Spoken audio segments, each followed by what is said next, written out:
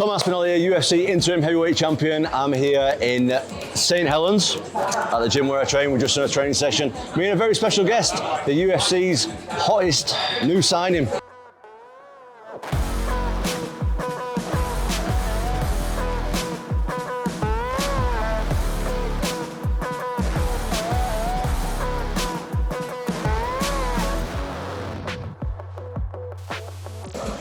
Michael Venom Page. How's it going, bro? Very good, man. We're just on the session there. How are you feeling? I feel great. I love to kind of work with new bodies, and obviously the level that you're at.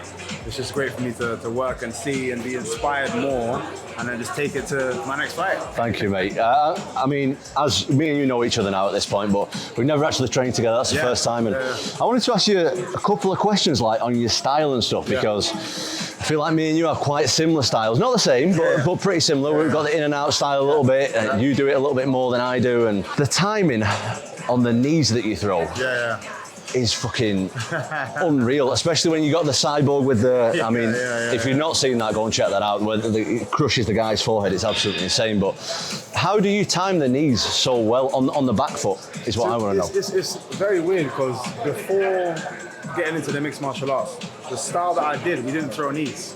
So really? It's not something that I'm even. So you from the kickboxing style where the pants? Yeah. Freestyle kickboxing. So it's point scoring. Yeah. But all of our kicking is above the weight, so we didn't have low kicks. Yeah. We could sweep, but we didn't have low kicks, and we didn't have knees.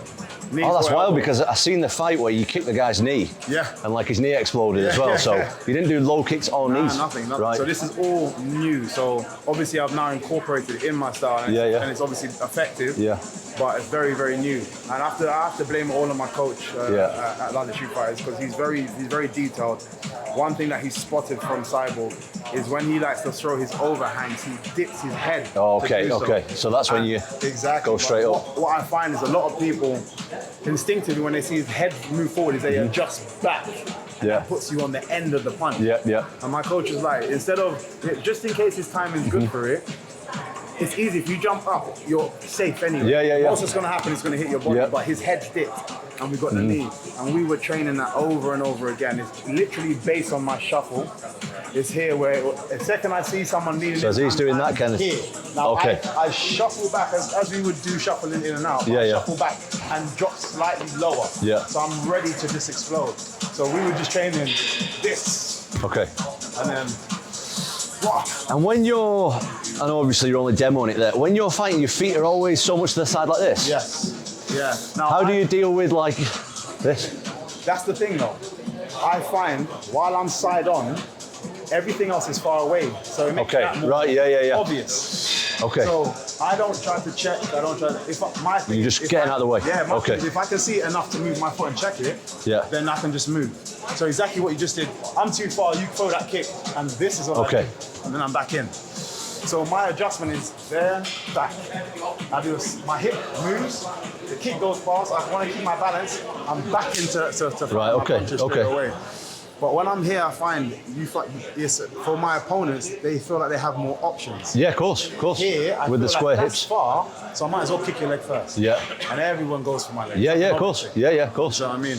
That's clever, man. That's really. Yeah, it's just. I never thought about it like that before, actually, because. I force you on to focusing on one aspect. Yeah, I got it. Wow, I got to work on some of that. Because the way I stand it, I try and get it in between. Yeah.